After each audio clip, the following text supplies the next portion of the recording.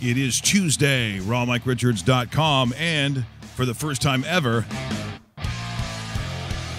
broadcasting live from the DKI studio, 234 King Street East, out of the Pacific Junction Hotel, as Mike Richards is going to now announce for the first time a national title sponsor. That is our good friends at DKI, Paul Burns, who is the marketing commandant. Is that dictator? That works for me. Yeah, you like that? I like that. Well, we're thrilled to have a sponsor from a giant in the industry. Really, when people are like DKI, and this is part of the reason we're excited about doing this.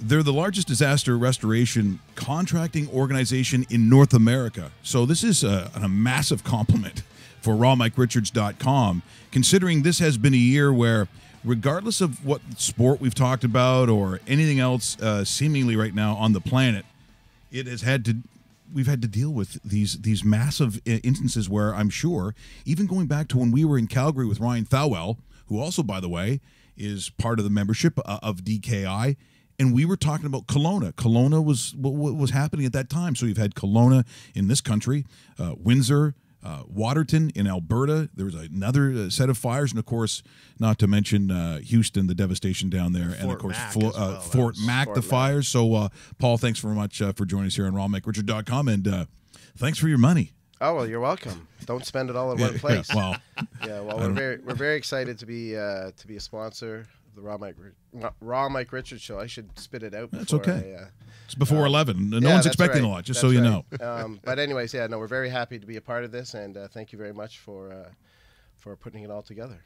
Well, as I said, in this world right now, man, this has to be the last 2 years have been incredibly busy. In fact, when I'd go to reach out to you or our good friend Stu Ball, who of course has been a big part of this, and you guys have been running all over the place because I guess the fact of the matter is, if DKI is showing up, to a degree, something has gone wrong. Something has been destroyed. There are people who are looking for not only houses to be rebuilt, but all the businesses. We're good friends with the Douglas family and Matt and Kyle, of course, who we've known for a long time. And people are saying, "I've seen the truck. We see the trucks. What exactly is it that DKI does?" Why don't you explain exactly what it is? Well, we are, as you said, the largest restoration contractor network in North America. We have 80 locations in Canada from coast to coast. Essentially, if you have a fire, flood, wind damage, any kind of eventuality in your home or business that requires an emergency cleanup, you would call DKI. One of our locations would respond, and we would get you back on your feet, get you back in your house, get your business up and running. So a large part of what we do is insurance work for large insurers across the country, but we also have a lot of commercial clients, private clients that we do work for. So essentially, if your kid burns down your kitchen, we'll come and get it back up and running.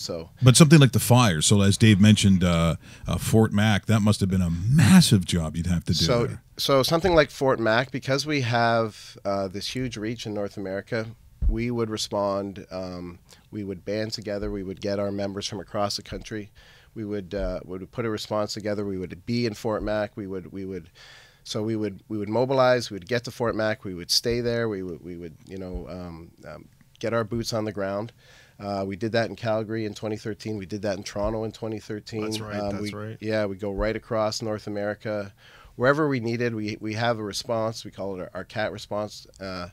We can be anywhere within 24 hours in North America. So we get the trucks rolling. Once we understand that there's been an event like Fort Mac, as soon as they let us in, we're there. you know, we start taking care of business. So as devastating as some of these natural disasters have been, and it almost seems that there's been just a phenomenal amount, especially in the last couple of years. There's got to be some pride on your side of it that you're in there to fix it. And when they see the logo on the truck, when they see the guys coming in, from your side of things, obviously you're going into like a war zone as far as what has hit a business, an area, a city. There's got to be a lot of pride on your side that you're there to build it up, to put it back where it was, even better than it was when it first where they first called. Yeah, no, absolutely. And one of the things is nobody knows who DKI is until we're there. Yeah. So, you know, the contractor's going to come out. But we take a lot of pride in that. And in Fort Mac, for example, our member house burnt down. So their business stayed intact. Their house burned down as a part of that event. So they lost everything. They had enough time to get a neighbor to get in and get the cat and a couple of family heirlooms, and everything else was gone. So not only do we professionally understand, personally we've been affected by these events as well. So, you know, there's a lot of empathy there. We take pride in being able to help people at their worst. Exactly. At their worst Yeah, times. I mean that is I think on the emotional stand. That's the human side of it. Yeah. Right? It really is. Yeah. So, you know, we we're not splitting the atom, as they say, but it's the business that we're in. It's a lot of human interaction, and then you build relationships with your clients. You're in their house for 6 weeks, 8 weeks. You're in their business. They call you in the middle of the night at the worst times, Christmas Eve, or you know, they're going on holidays for 3 weeks the next day, and something happens. So, you know, we have a really good understanding of what's required. Like I say, there's got to be a lot of empathy for what we do, and because our businesses are independently owned across the DKI network, there's a lot of pride in their community. So they're not just part of DKI, they're part of their own community, and they own their businesses, and for the most part they live there. So right, so community connection's massive. It's not just a national conglomerate coming in. It's usually, hey, here come the Douglas boys, that kind of thing, right? A lot. So actually we're celebrating our 25th year, DKI as a network across North America this year, but a lot of our... Are we invited to the party? Is that wrong? I thought this was the party. I know this I walked into a bar and then but... I think we could probably arrange for something. Yeah. Well, I've got a little room on my expense account still. Oh, so, no, you know. The price is right here. No, you want to be here. Okay. Yeah. But yes, you are invited to the party. It'll be sometime between now and the end of the year. But 25 years DKI has been around, but a lot of our members have been in business for 30, 35 years in their own community. Right. So they have a stake in making sure that, you know, that they do a good job. And to your point, you know, they work with a lot of pride. Well, as I said, we're just thrilled as the studio is now called the DKI Studio. The show, the title sponsor is DKI, and we're really thrilled with it because, again, for us it works beautifully because of the nature of the show being on the internet. We're national, so we're going to reach out from time to time. North American audience. Yeah, North American audience. Talk to I think we're going to do some. Aren't we going to do some DKI picks coming up over the year? I think we will. Yeah, we're gonna do. I mean, hey, you're gonna be a part of this show. Yeah, you might have to. Yeah. Okay, well, while we have Bernsey here, and not to put you on the spot, but the NHL season starts tomorrow. Right. Couple teams you like, maybe like a couple Flyer teams, so that you know, like I'm a Jets guy, I'm a Winnipeg Jets guy, so you'd never know it from listening to the show. No, never comes up. But I'm not about to tell you Stanley Cup. I will tell you playoff, but maybe a couple teams that you might be watching as far as, you know what, they might be playing into the spring month, so to speak. Well, I have a nephew that was playing for the Rangers last year, Brandon Peary. Okay. Really? Who was back on with Florida this year. So we're going to see what happens with him back in Florida. So I've gone from Florida to the Rangers, back to Florida. So I guess I've seen a little bit of playoffs in the last couple of years, but nothing deep into the... Florida might this year, though. Yeah. Well, they Florida, new coach. Still new have coach. Bobby Lou in net. Yeah. So I'm going to be watching... and our friend Owen Tippett, Mississauga right. Steelheads, has cracked the lineup. That's right. Yeah. That's right. So I don't know if I haven't got the text from Brandon as to whether or not he's moving back into my basement or not. But hopefully he had a good camp. But either way, I think I'll be throwing my support behind the Panthers again. There you go. There you go. That is Paul Burns. He is the marketing director for DKI. Once again, the title sponsor of rawmicrichards.com. Thanks a lot, buddy. Really appreciate it. Appreciate it. Thank you. You're watching rawmicrichards.com, also on the website, or if you're looking at the dedicated YouTube channel brought to you by DKI. On the other side, as we get ready for Major League Baseball playoffs, going to be a good one. And you know what? You might see a lot of Aaron Judge. This guy has been just outstanding in the rookie year, and you know what? But this is where you want to see, if you're looking at a Mr. October, I mean, do they have that? Is he that guy? All the indications say yes, he is, and courtesy of Major League Baseball and Major League Baseball Advanced Media, the magic of Aaron Judge. 2-2. All right. Fly ball, left field, deep, going back Gentry, track, wall, see ya! Oh, this is Judgment Day. And the 2-2. Swung on, hit high in the air to left. Back goes Malik Smith. He's on the track. He's at the wall. She's gone. A moonshot. Aaron Judge goes yard. A 2-run shot. Swung on and hit in the air. To deep left center. It is high. It is far. It is gone. The 1-0. Swinging a long one to left. This one might not come down. That's 3/4 the way up the bleachers and left. Judge becomes the Judge with a long one. Oh. There it goes. See ya. Oh my, put it to orbit. He goes the other way, deep to right field. Going back is Betts on the track, looking up. See ya. So he celebrates his birthday with a 2-run home run the opposite way to right field. And the 1-1. Driven deep to left center field. There it goes. See ya. And the pitch is swung on and lined at deep center. Jones going back. Up ball is gone. I mean, what this kid is doing is utterly amazing. And there it is. That's John Sterling, is it not? And the Yankees win. There it is. And, oh, boy, I'll tell you, he has been not only a real treat, Dave, I mean, sometimes, you know, in watching athletes, you want to like them too. I mean, that's just the way that we're built as fans. You know, we've had a lot in baseball where, well, even Stanton just falls just a little bit short in his attempt. But this is the day and age right now where I think we really want it, you know, more than ever in society. Isn't it nice to cheer for someone if you think they're truly worth cheering for? And again, I'm not one of these guys who thinks that all these athletes have to be mentors to kids. I don't think they have to be idols to in order for your children to grow up properly and worship a professional athlete. But it does make the heart feel a little warmer when it's a guy that you truly like. And I think the way that Aaron Judge has handled himself on and off the field, I think was it on the Fallon show or one of those shows that had him talk to people about Aaron Judge, even though it was Aaron Judge and they didn't realize that it actually was him. It was a great gag. But he's one of these guys that, you know, it looks like he can play around a little bit. It's one of the reasons, Dave, why when I look at a Peyton Manning, sometimes his name comes up more than other guys who, quite frankly, might be considered better quarterbacks. But Peyton Manning kind of comes first all the time because the funny ads when he's on Saturday Night Live. I mean, look when ESPN does some of those shows, they ask Peyton to come out there. It's just one of those guys. And if Aaron Judge fits into that category, great.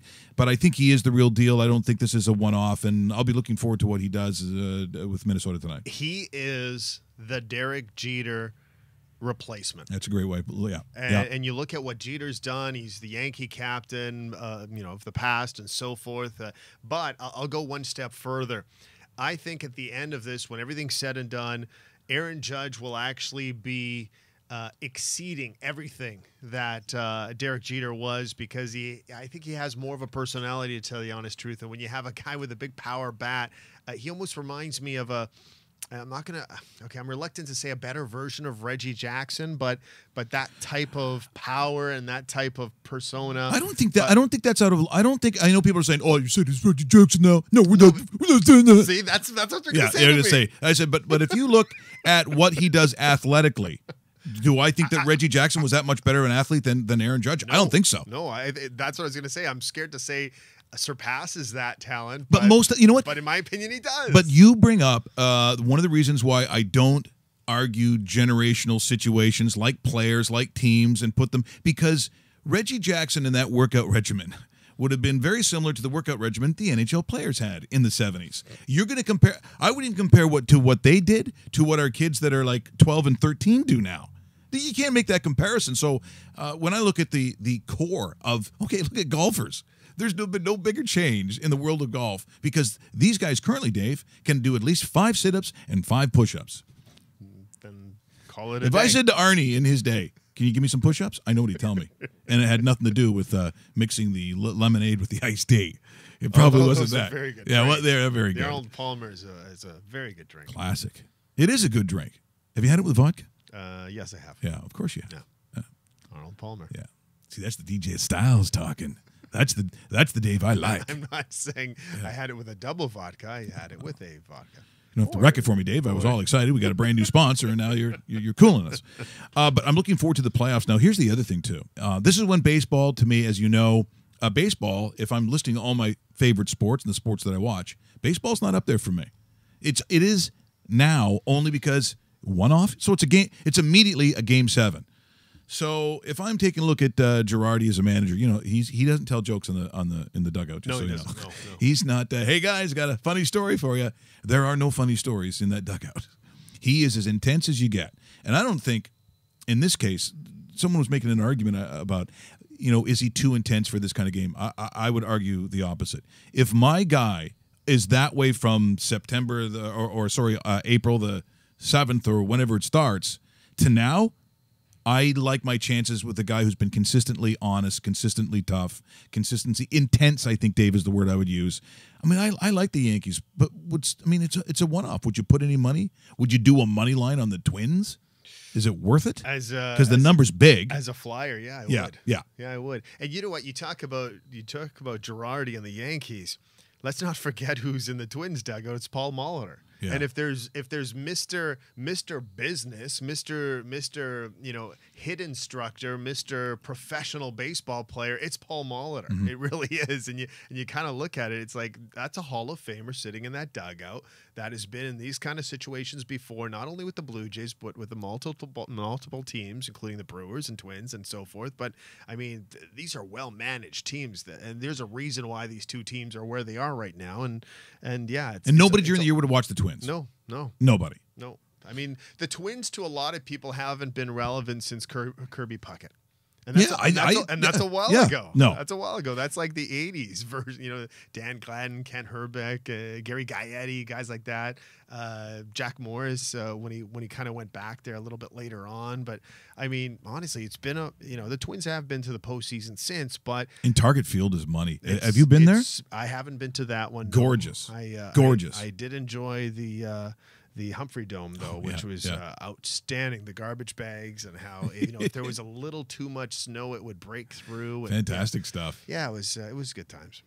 The matchup, by the way, we've been talking about Major League Baseball when it gets to this point, because again, this is the time where I really like the sport.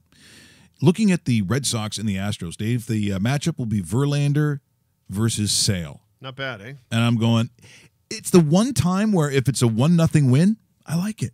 It doesn't bother me, because it's almost like the challenge, especially if you go up against a Sale who is pitching like Chris Sale, right? I mean, to a degree, both of these teams, I'm not sure what you're going to see, but I do know that if I'm talking about a Cleveland team, these teams that I think that could make these runs. I mean, look at how they just missed last year. They get off to a slow start this year. I don't know if you'd call it a hangover. I know people want to do that. I don't know necessarily if that's the way I would put it. But that 22-game win streak at the end, Dave, told me quite a bit about what's coming your way if you're playing Cleveland. Cleveland's going to be a tough out. And should Arizona, the Diamondbacks, get in there, I don't think anyone's going to want to play them, Dave. I think they beat Colorado in the one game. Yeah, I think they beat Colorado mainly because of Zach Greinke that's starting in that game tomorrow night. And then not only do you face Zach Greinke, but Robbie Ray gets the ball in game 1 of the next series. So it's like, holy crap. You just kind of look at it as 5-game series. You're facing Robbie Ray twice. And you know what? The Diamondbacks might be doing some damage. And it's pretty cool for an area that really hasn't seen good baseball since Randy Johnson left. The Dodgers are going to have to start liking baseball again. Because I think for a while they didn't like it. I don't know what happened. again, it's tough to play that kind of baseball consistently. We saw with the Astros, but they had a hurricane decimate their town.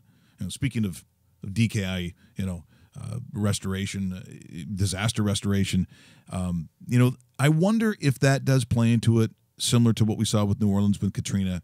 With the fans, does that mean? Because I'm not always one of these believers. People talk about that team of destiny.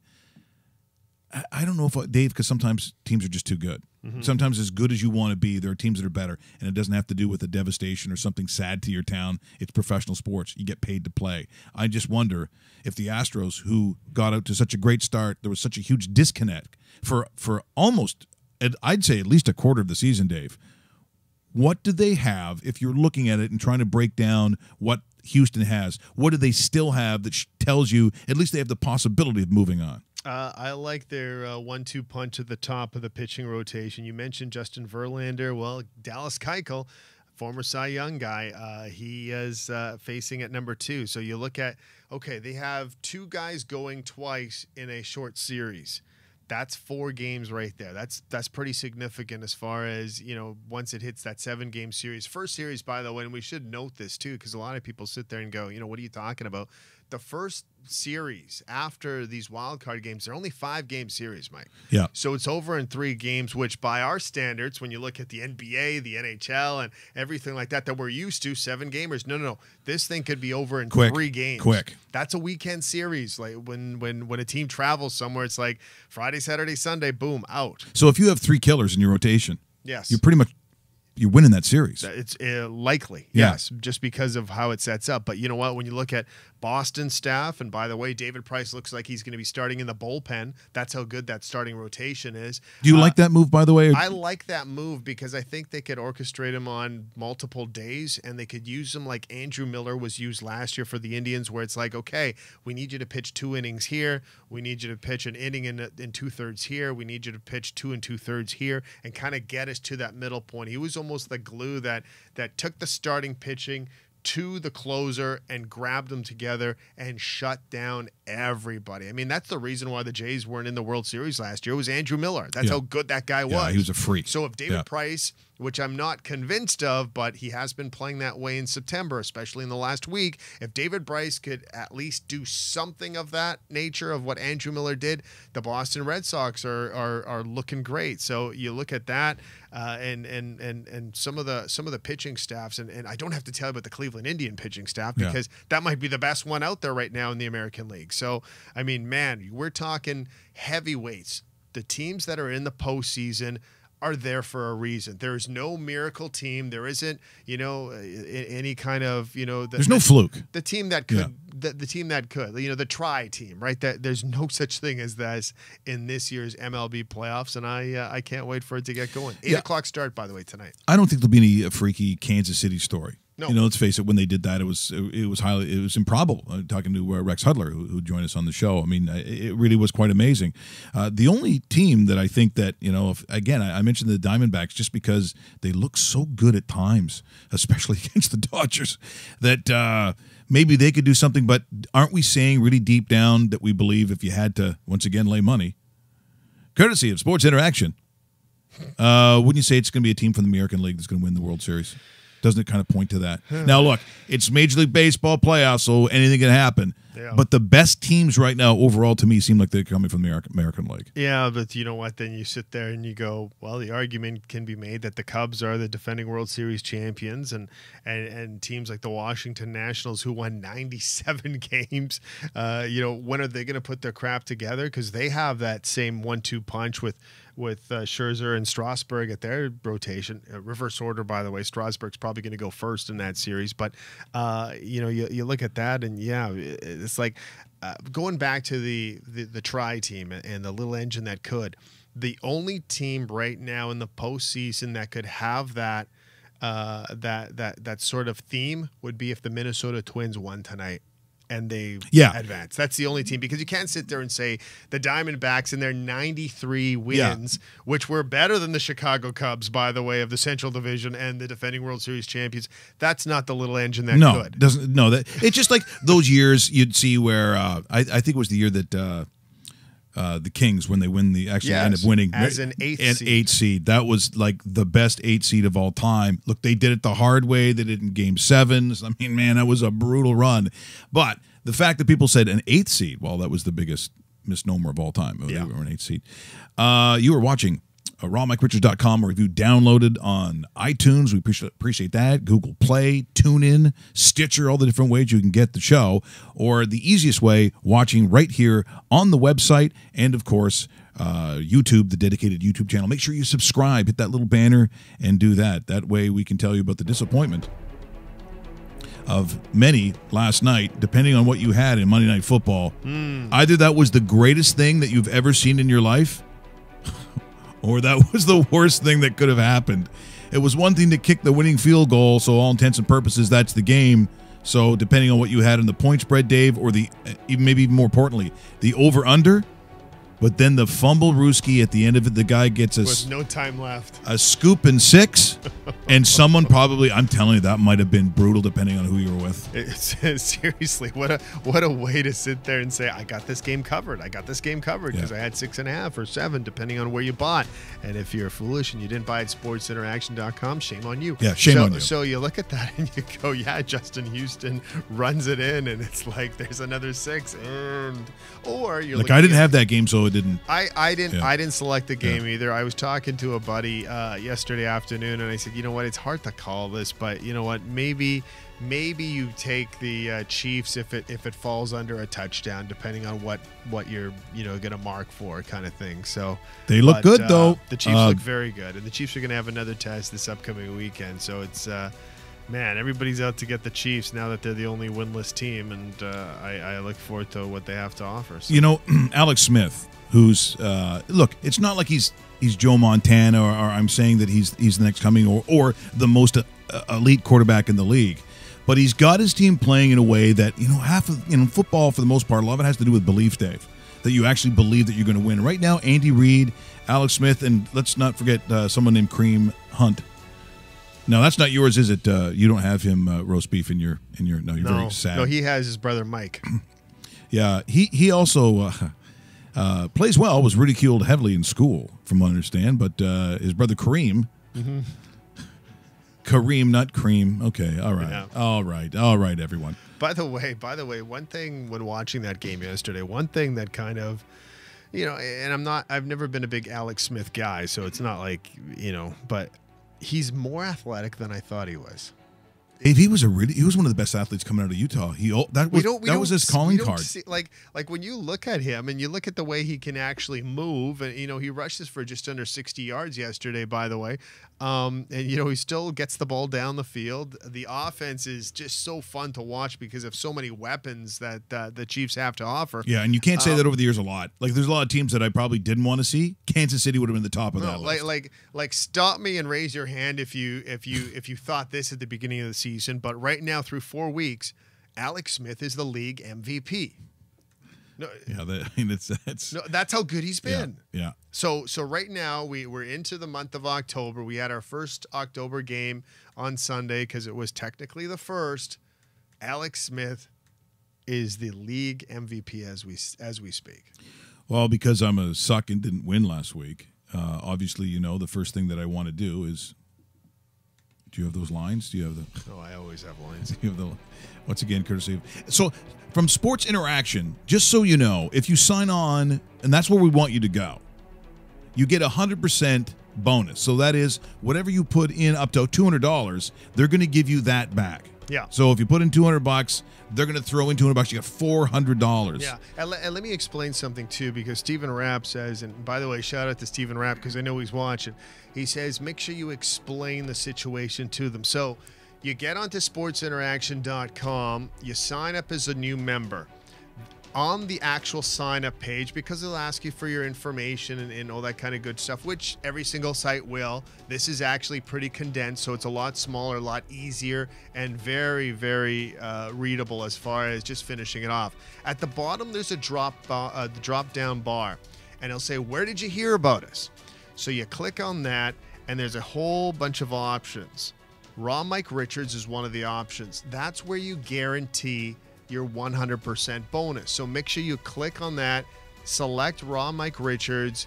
It will enter it in the system, and it will double your first deposit up to $200. So if you want to give $50, which I don't know why you would, because you want to kind of max out, you'll get that $50 added on, but you have to use that drop bar menu, Raw Mike Richards, take advantage, put down $200, you'll get $200 as Mike said, and you're playing with $400. And you know what? If you manage that properly, you can start adding to it as the weeks and months go on, because the NFL season, we still have 3 more months plus playoffs, and you know, as I mentioned, hockey starts tomorrow, NBA starts in about 3 weeks.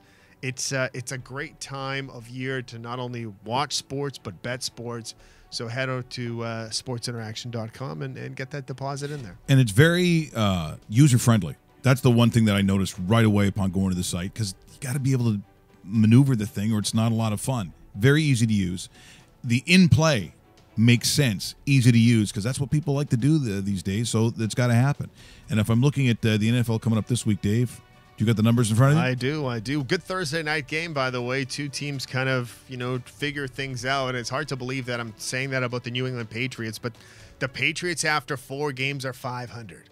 And I don't get that whatsoever. A lot of that is defense and how poorly it's been. Can they do something against a pretty good Tampa Bay offense? So right now, New England travels to Tampa Bay on a very good Thursday night game, or at least it promises to be good on paper. Better than most. As a 6-point favorite in Florida against the Bucs. It's a lot of points. Juicy +6 looks awfully tempting. It's a lot of points, it's awfully tempting. Especially with the home team, which is a pretty good home team. Doug Martin, by the way, is back from suspension. I don't have any word on this Tuesday morning whether or not he starts, but the way this team has kind of missed Doug Martin, and Doug Martin's probably healthy and raring to go, and Doug Martin's a veteran, so it's not like you have to work him in casually. He'll be jacked up, I too. wouldn't be surprised if we see Doug Martin on Thursday night against the Pats. Look at Arizona at Philadelphia. Arizona. Shame on you. Yeah. Traveling as well again.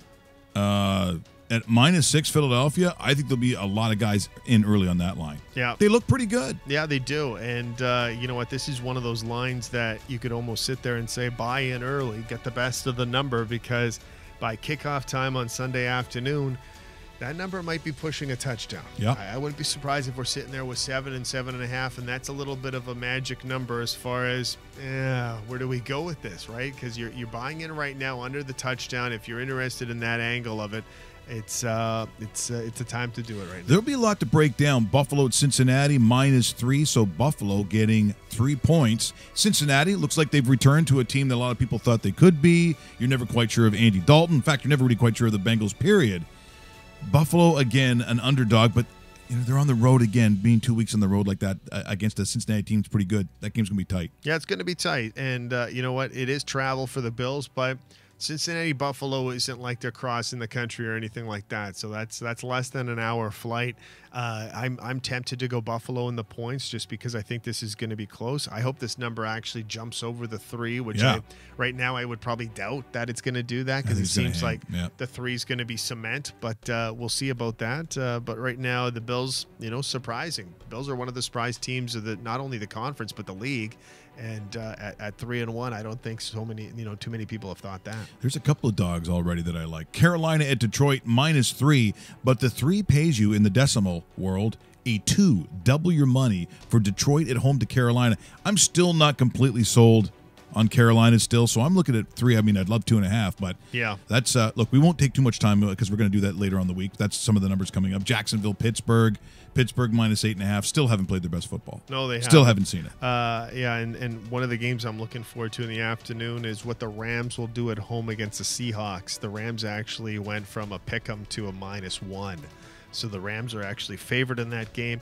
And the Rams, traditionally, I'm not just talking about this good version of the Rams in 2017, but traditionally, even when they stunk, they always gave the Seahawks a hard time. Yeah, well, the record in the last 3 years, it might be 3-0.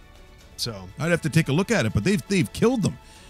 Speaking of killing people, if the Jets beat Cleveland, I think collectively all Jets fans are just going to start jumping off ledges. This is the year they don't want to win.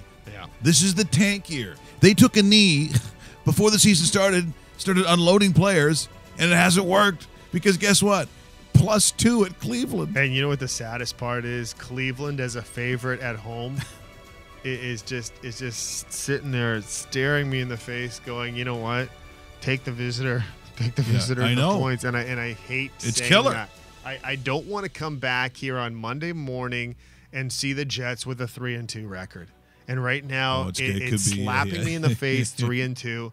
And I am so disappointed considering what the 49ers are doing and what the Browns are doing. I mean, those are the true 0-for teams.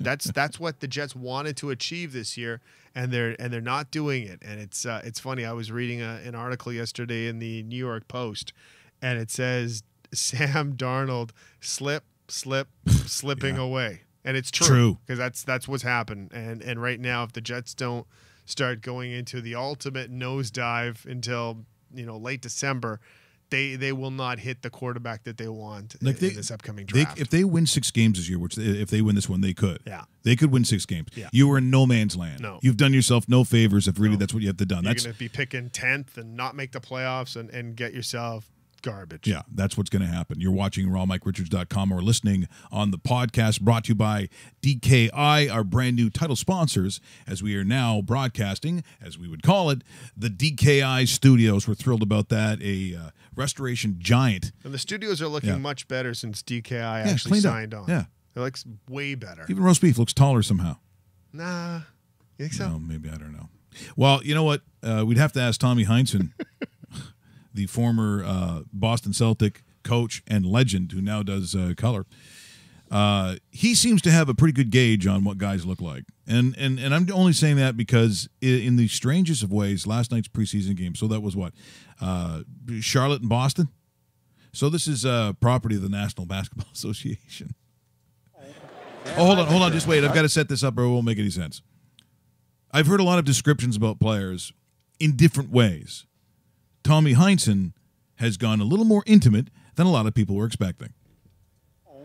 And life insurance. I'll tell you, I took a look at Baines in the shower.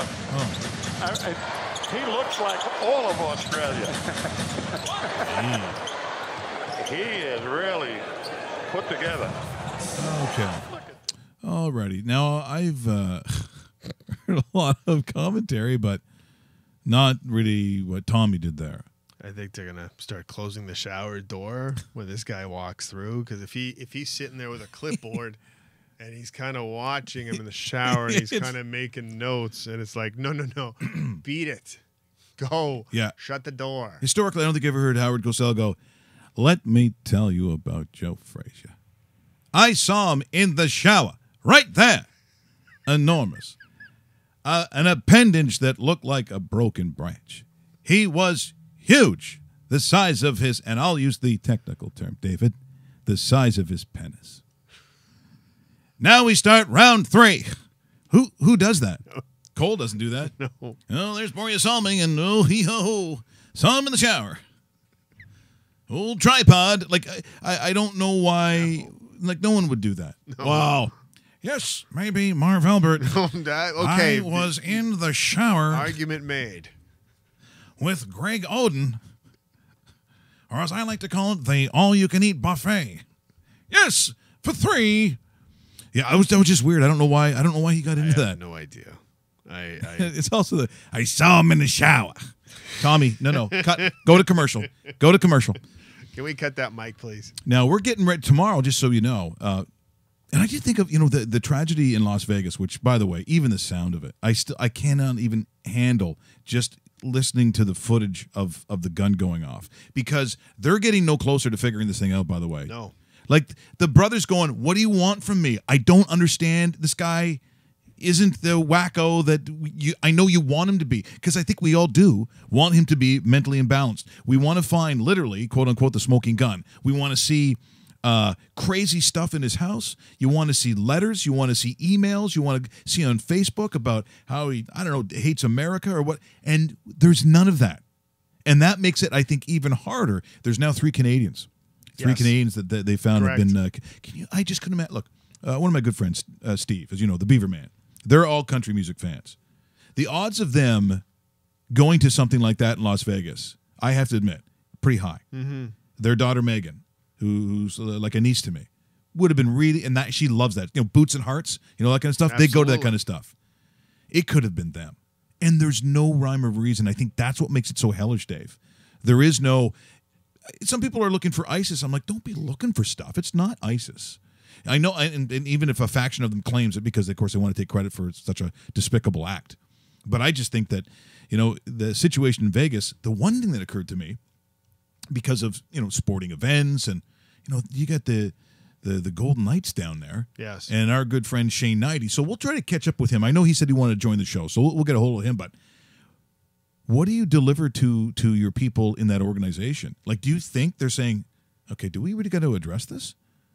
Because it was one whack job. It wasn't something they planned for. And in fact, I don't know how you would even smoke out a guy like that who just seemingly in one instant goes ballistic and kills all those people. It's almost up to 60 now, over 500 injured. But if you're the Golden Knights, if you're in Vegas, are you having that conversation? Yeah, well, from what we understand, I read a couple articles about this, that the Golden Knights are, going out visiting hospitals and kind of doing their goodwill as well. But you kind of feel bad from their standpoint that, this has taken away from what should be a nice celebration of a city gaining a sports franchise. Sure. And one coming. Yeah, and one coming in a couple of years. So you kind of sit there and you go, man, honestly, because it's from their standpoint, they want to celebrate, entering a new league, right? And their home opener is coming up next Tuesday. And it's going to be tough to sit there and sit there and go, wow, let's set off fireworks, because then you'll hear like, okay, well, fireworks sounds the same way as what we found out with gunfire, and I don't know, man. That's it's a little scary. It is, and normally I'd never think that, but why would I think that? What's in Manchester? The little singer there. What's it? Ariana Grande. Yeah. Why would you think that would be a target? And that's perfect for what you want to do in terrorism. The weakest link. Mothers taking probably their tweener girls probably to their first concert ever. I mean, it is so evil in its thought process to want to do that. Exactly. Which is what scares, and that's what they want to do. They want to change our life. They want us to not go to sporting events, Dave. They want us to not go to concerts, not live our life. And it's just, again, heartbreaking, and our thoughts and prayers go out to not only those that lost everybody, but, what I think you have to realize in this, and think about it, Dave. So if that happens to a family member of ours, maybe it's a cousin, you have changed, I think, generations of the way a family thinks about their life. Correct. Because you lose initially. Then you'd have the parents who lost a child. Then you'd have maybe children who lost a dad, or brothers. That will never leave you. No. I don't know if you could ever go to an event or a concert ever again and not be completely I don't know, maybe you don't go anymore. And I said, that's generations of what they did. It's really, really sad. And so, again, we addressed that yesterday. And, and then the news of Tom Petty. Oh, I know. Are you kidding me? Yeah, exactly. So, Roast Beef, actually find Barry Davis. I want to find when he came in studio, when he left, he did some songs. I reached out to Barry because, of course, Barry Davis has his band We Ain't Petty. Yeah. Yeah, no. But I don't think anyone was prepared. It was just like the start of. He's only 66 years old, and it's like, one of the greatest singers of a lifetime. In the last, how many months? 16 months? 18 months? How many people we've lost on this planet that were of significance, including, if you want to put David Bowie, right, and you had Prince, and it seemed like one after the other gone. But Barry Davis, who, by the way, you should check out his podcast by Out of the Park. He's got a lot of guys that come on there. He does a really nice job. And he came in our studio, and I said, well, bring your guitar. I wasn't sure if I was out of line. Some guys are like, oh, look, I kind of do this on the side. I really don't want it. But Barry's like, yeah, of course. Bring the guitar. So when he was leaving the studio, actually, it was kind of a funny moment. And as I said, I reached out to him yesterday, but just sort of remembering Tom Petty and just, man, the influence that he was. But there's our good friend, Barry Davis, for all these years, known as a baseball guy, also now known as, a real tribute to Tom Petty. And upon his passing, I thought today we would play a little Barry Davis last time he was in the studios with Raw Mike Richards. What? How we do a little won't back down. There you go. No, I won't back down. No, I won't back down. You can stand me up at the gates of hell, but I won't back down. I'm gonna stand my ground, won't get turned around. And I keep this world from dragging me down. Gonna stand my ground, and I won't back down. Everybody, I won't back down. Hey, baby, there ain't no easy way out. Hey, in the same key. Yeah, why the Bee Gees in it all the time? And I won't back down. Well, I know what's right. I got just one life in a world that keeps on pushing me around. Gonna stand my ground, and I won't back down. Hey, baby, there ain't no easy way out. Hey, I will stand my ground, and I won't back down. No, I won't back down. All right. That's Barry Davis singing Tom Petty's We Won't Back Down, going from number 14 to number 17. Oops, that's the other way around. As Tom Petty said, if that little prick plays any more of my songs, I'm going to kick his ass. Is that not the best outtake ever? Oh, he's had a bunch. You mean the one with Shannon, with the horse? Yeah. Yeah, that The was dedication. yeah. If you've never, I never heard oh, no. Well, he doesn't realize. epic. Okay, well, that's why you got to watch the show. There's more of that. But thanks to Barry Davis, our good friend, and looking back on Tom Petty, who had so many songs that almost defined American heartland rock, I guess, Dave, is the way I would put it. You know, his work with Traveling Wilburys. And what is truly almost, the optics are so strange, where you have Bob Dylan talking about Tom Petty's passing. Yeah. Where there's no way that I wouldn't have thought it was going to be the other way around. Like, Exactly. how strange. Oh, that's just a phone call. Look at that. Hey.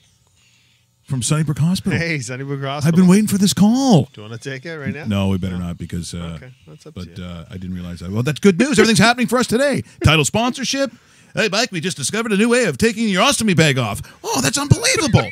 Who else is on the phone? The Olsen twins. Holy shit. How's it going, Mary Kate? All right. Threesome. Yeah, okay. I meant golf. Yeah, yeah. Come on. No, he didn't. What do we need to look at? Tomorrow, the start of the NHL. And we're going to have Paul Hendrick. Is that correct? He's going to. Now, and he calling from Winnipeg, where the Leafs open up against the Jets. Calling from Winnipeg. It's amazing how that worked in. So, we need. I didn't make the schedule. No, I'm just. No. I'm going to put a couple of bucks on it. How are we looking at the NHL this year, Dave? Because you're going to make your predictions for all the way to the Stanley Cup? You know what? You know what? Or just who's going to win divisions? I'll tell you my 8 playoff teams per conference and how I look at the divisions breaking down. And I'll only do your top 3 plus your wild card. So let's start off with the Western Conference, and Rusty will put this up right away. Western Conference in the Central Division, I have the Dallas Stars actually not only making the playoffs, but winning the Central Division. I love what they have with Radulov now playing first line, and in goal, the big dude himself, who probably will have a Vezina-type season in Ben Bishop. I like the Stars to win the Central. I'm kind of juggling teams here because I don't know who's going to go where, but the order I have it in as of today is I got the Blackhawks in the number 2 spot. I have the Minnesota Wild in the number 3 spot. I have the Predators and Winnipeg Jets as wild card teams. So 5 teams from the Central Division will make the postseason. On the other side, this is a little bit easier for me because I think it's a 2-horse race as far as the Pacific Division is concerned. I got the Oilers to win the Pacific Division. The Ducks will be very, very close and finish second. The Calgary Flames slip into that number 3 spot. So if you're looking at the early, the projections for the postseason, I have the Oilers winning the conference. So the Oilers would open up the playoffs against the Winnipeg Jets. The Dallas Stars would open up the postseason against the Nashville Predators. You have Chicago hosting Minnesota. And the Ducks and the Flames will meet once again this season like they did last year. And hopefully for Flames fans out there, because I love the Flames and I love the Yager signing. How about you? We never talked about. As soon as I saw that, I was like, "Oh my God, Yager's in Calgary!" Yeah, I would love to see the Flames knock off the Ducks, and I think Mike Smith is going to make a little bit of a difference. But you know what? We'll get to that in April. But yeah, and I'd love to go with to Calgary, and I'd love to hang out with Yager, and then we go to these places, and then he gets all these girls, and then the ones he doesn't like, and then we can get them, and all this stuff happens, and then people taking Instagram pictures, and they're going, "Oh my God, how can you do that? You're a married man." I go, "Shut up, leave me alone. I want to live my own life." And then he goes, "Don't worry about that." I go, "You're right." And then we high five, and we get his limousine. That's what I was thinking. That sounds really good. Go Flames, go. So that's what I look like in the Western Conference. And, of course, we have to bring in roast beef on this one for any counter arguments of the Western Conference because I am ready and I have my bulletproof vest on. Fire away, Rusty Bear. The first one I'll say, I'm not convinced at Winnipeg in the wild card. Turn that microphone off. Only because of Steve Mason being the starting goalie. If Steve Mason can play like the Steve Mason from 4 or 5 years ago, then Winnipeg's a playoff team. Remember last year Steve Mason was behind a Flyers defense. The Jets defense significantly different, much better, but I will give you, the jury is out on Steve Mason whether or not, I hope it's the Columbus Blue Jacket 10 shutout Steve Mason. Let me say this about Steve Mason. An absolutely huge wiener. I've seen him in the shower. I was talking to Tommy Heinsohn. He said, "It's so huge, it's an abomination." So, playoff team, right? Is that what you're saying, Howard? Absolutely. Fire away, Rusty. If Steve Mason can be stats-wise an average goalie in the NHL, I think Winnipeg makes it. If he's below average, they're not going to. Chicago, after losing Nick Hjalmarsson, they lost Artemi Panarin. Yeah, they got Brandon Saad. I think Panarin is a better player than Saad. Patrick Sharp as well. Patrick Sharp is back, an aging Patrick Sharp, but he's on a cheap contract, so it's not bad. I see Chicago more as a wild card team than as a divisional team because they lost the depth with Hjalmarsson on defense. Seabrook's getting older. He's not that good anymore. Duncan Keith's still Duncan Keith. Past Duncan Keith and Seabrook, they don't have much. They also lost Trevor Van Riemsdyk on the back end. If Chicago makes the playoffs, I see it more as a wild card team instead of a divisional team. Who replaces these teams? Like, say you said if the Blackhawks don't, or if the Jets Blackhawks. Don't. What's your replacement team then? Blackhawks making the wild card. I see Nashville getting the division spot. Okay. I think Nashville makes the division spot. Swap Nashville and Chicago. Not sure in what order. Winnipeg, that's a little tougher. I could also see, instead of Winnipeg getting that wild card, way, San Jose jumping as you're rambling on camera, are we just seeing Dave sitting there? Is that what's happening? Well, that's not really in the 3 shots. Yeah. I'll try and sneak into it. Hey, get a little this guy, eh? All of a sudden, everything. He starts taking over, says, oh, this guy's no good and everything like that, or this guy's too old, or he can't do it or anything like that. Let me just say something. You're shit, eh? I've seen you play hockey with the little ringette and everything like that. Your mom crying and all that, and your brother. You were so bad. Here's a true story. Don't stop me, eh? True story. He was so shitty that his brother took a job over in Switzerland. It's true.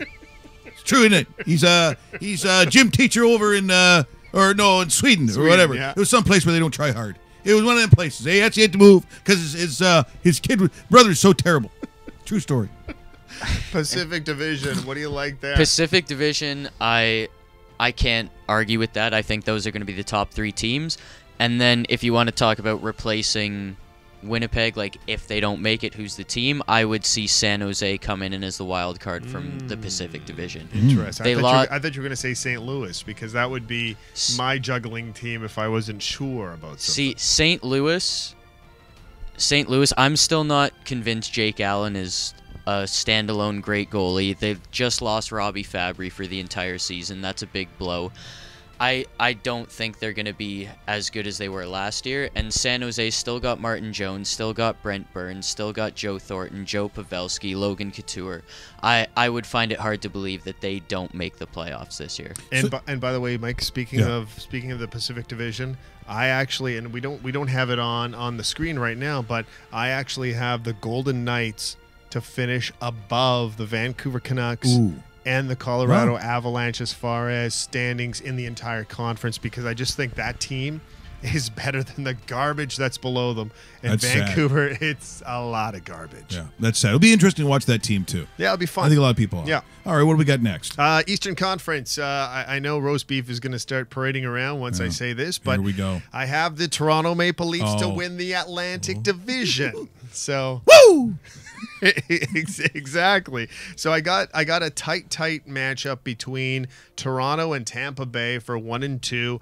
The Ottawa Senators was my toughest pick because I wasn't sure where to go. I was thinking Canadiens for a little bit. I was thinking Bruins for a bit. I even thought Florida Panthers for a bit. But then I thought, okay, Erik Karlsson's coming back in November, which by Ottawa Senators means late October because he's already skating right now. So I like the Ottawa Senators in the number 3 spot. In the Metropolitan, they supply 5 teams just like the Central Division. In the Western Conference, I got the Penguins winning the division. I got the ever so great during the regular season Washington Capitals coming in second. The Columbus Blue Jackets are going to do a lot better this year, and don't be surprised if they're even a little bit higher than 3rd place. I love the Panarin trade, and offensively speaking, playing on that top line, man, it's going to be a lot of fun being a Blue Jacket fan, if those even exist. Yeah, because the thing is with the Blue Jackets, and I get it, because they have, you can't say in any world that Columbus is a sexy pick. But I will say that over the last couple of years, there have been people kind of waiting on this, one way or the other. So if this is the jump they make, I don't think anyone's going to be surprised, Dave. Yeah, and it's one of those teams where it's they've been waiting for it. Now, wild card gets a little bit trickier here because you kind of sit there and you go, okay, do I take somebody from the Atlantic? Well, I truly think the New York Rangers are better than most of the teams in the Atlantic from the 4th spot down. So I got the Rangers in there, and I got the surprising Carolina Hurricanes. I look for Scott Darling to actually get his opportunity as a number 1. They have a lot of talent up front and a lot of young talent. If you actually look at that roster, you'll sit there and say, who the hell are these guys? But guess what? These guys are pretty good. I think the Carolina Hurricanes could surprise a lot of people this year and sneak into that postseason, much to the delight of the 4,500 people that will pack that stadium on a nightly basis. So right now, I have the Penguins as the number 1 seed. So the Penguins would open up against Carolina in the first round. The Maple Leafs would be the 2nd seed as the division winner and face the Rangers in the first round. You'll see Tampa and Ottawa, and the Capitals and the Blue Jackets in the Eastern Conference. I hand it over to roast beef. Okay, so I'll start with the Atlantic Division. Okay, just don't be annoying and don't be too long. Atlantic Division, I have Tampa Bay winning. I have Leafs in 2nd, Tampa Bay winning the Atlantic Division. I think it's a reverse jinx. Okay. All right. We know your tricks. Don't worry. If Tampa can stay healthy, a team with Victor Hedman, Steven Stamkos, and Nikita Kucherov, they're not going to be stopped in this Atlantic Division. But what about Austin Matthews? He's great, but what about Patrick Marleau? He's great. Mitch Marner? Great too. Freddie the Average Anderson? He's great. Oh, he's great. Oh. No, I think a bit of a jump there. I think a lot of Hall of Famers on that Leafs team, man. Whole team's going to be inducted. Oh man! Yeah, wow. Legends Row. First time ever. Legends Row just became Legends Stadium. Wow, it's amazing. No, but I Tampa Bay was my pick to win the Stanley Cup last year, and then injuries got the better of them. So I still think if they stay healthy, they win the Atlantic Division this year. Metropolitan, I have Columbus over Washington. I think losing Marcus Johansson, that's a big depth loss, scoring depth loss for Washington. I don't think they'll be as good. They lost Carl Alsner on the back end too, so I think they'll drop a bit. Columbus will be ahead of them. Wild card picks, I don't know. I can't really argue with them. New York still got Henrik Lundqvist. You think he's gonna bottom out at some point, but he keeps proving everyone wrong. And they just got to get goals. Yeah, and I think I think Jimmy Vesey will have a big bounce back year. He had all the hype going into last year and only had like 25 points. I think that was tough on him too, you know. And I think I don't know if it's just a sophomore jinx or whatever you want to call it, but I know that he is legit a player that's going to play in this league and be significant. I wouldn't base it on last year either. No, I think he'll have a big bounce back year. Mika Zibanejad, will have I think he'll have a pretty good year for New York. And like I said, Henrik Lundqvist keeps proving everyone wrong. Everyone thinks he's going to slow down a bit as he gets older, but he keeps going. And Carolina, I like their young players like Sebastian Aho, their young defense like Jacob Slavin. And yeah, Scott Darling, I think he'll take the next step towards becoming a starting goaltender. So I don't think I can argue with the two Metropolitan wildcards. Do you wish that you could like go to Punta Cana or something with Austin Matthews and Marner and be in a hot tub with them? Do you wish that? Be a pretty fun time. I was just going to say something else, but I won't.